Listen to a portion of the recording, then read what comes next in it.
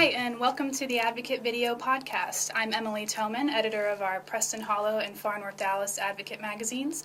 I'm here with our publisher, Rick Wamre, and we're continuing our discussions with the mayoral candidates as part of our election coverage as we approach the May 14th date.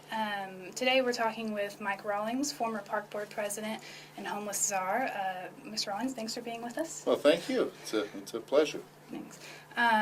So we'll start by talking about the plan you've laid out for public education. Mm-hmm. And it seems as though some candidates and past mayors have tried to play some role in improving DISD, but how is your approach different? Yeah. Well, I'll tell you, first, I think it's important to what I realized in the campaign when I got out there and I started talking to people. You do your little stump speech and then you ask people for questions. The third question was invariably, what are you going to do about the school system?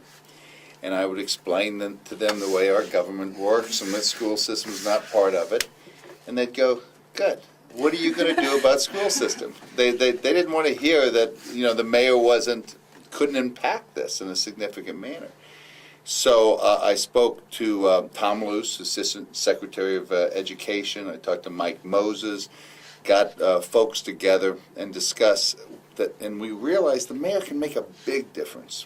And I think my plan really lays out three areas. One is on public policy and finance in Austin. Urban mayors have never really gotten together and worked on that issue. Between Dallas, Fort Worth, and Houston, we're going to make up for 51% of the state. So that doesn't even count Austin, San Antonio, and El Paso. We are an urban state. The mayors of DISD have never gotten together and said, what do we need from DISD? How can we help them? So I think from a public policy and funding standpoint, we can impact it from a political standpoint. The second thing is we need to do better organize around the nonprofits. We've got hundreds of organizations that help DISD, help schools, children, pre-K, after school, different Big Brothers organizations like reading programs, tutoring. Right now it's 1,000 points of light, and it needs to be organized better. So it's a one-stop shop for DISD because it's tough to deal with all those things. And there are thousands and thousands of volunteers that want to work, and so those need to be better organized. So I think we can create organization on that. And then the third area is really clarifying metrics and then marketing the success around those metrics. Communication to the citizens about what does success look like for the school district. Are we making it? Let's give each other high fives. When we're not, what are we doing to change it? And I think the mayor can provide that leadership as well. So the mayor in LA is in the same situation that I will be in. He spends 40% of his time on education. I plan to spend a significant amount of my time on it as well. How important is the money? I mean, you mentioned funding, and of course downtown or down at the state, there's going to be less funding no matter how we look at it. You're talking about getting mayors together to raise more. How does that all relate to reality? Well, I think funding's huge. I think it's a big part. And, the number one job the mayor needs to do is grow our economic base in this city, because if we grow that and we grow property values, the school tax revenue increases as well. So I can be the chief growth officer for DISD as well, which fits into my strategies from an economic standpoint. But that's like a 10-year plan, because to work to get AT&T to come here and then they come here. I mean, it takes a while to get that kind of tax money flowing to the schools. I don't think it takes 10 years. I think the winds are starting to shift. The sailors call it a new wind. And I was talking to real estate people. They were already seeing it pick up. Okay. Now we've got to do the right things at City Hall, okay, to be able to do that. But I see that window a much shorter term. But you did talk about nonprofit. I mean, private money, and I think private money doesn't want to give their money to just a government function. They don't like that. So I think need having a public-private partnership and having somebody that is looking over that. And asking the foundations to take a step with you and walk. This is what we did with dealing with the homeless issue. Exactly how we approach this. So I think the mayor can provide fair amount of gravitas and salesmanship ability in dealing with money there. And you mentioned PR a little bit before. I don't think it's probably a stretch of the imagination to say that most people don't think DISD does a good job. I agree with you 100%. I mean, how specifically can you turn that around, and how long might that take? Yeah, I think it's a critical issue. There's some progress that's being made at DISD. 4 years ago, graduation rate for 4 years was 59%. Way too low. This year it's 68%. All right, they're going to graduate more seniors this year than any time since 1983, and the population didn't decrease. So, folks probably don't know that that we are making progress. It's still way too low. We've got a lot of work to do. So I'm not sure the perception gap is that great right now. But I think this is a communication issue. I mean, talking to you about these facts, we've got this is not even brought up in the mayoral debate till I kind of said, no, this is important to do it, and now we're talking about it. So that's the sort of thing that I think we're going to have to keep pounding against it every week.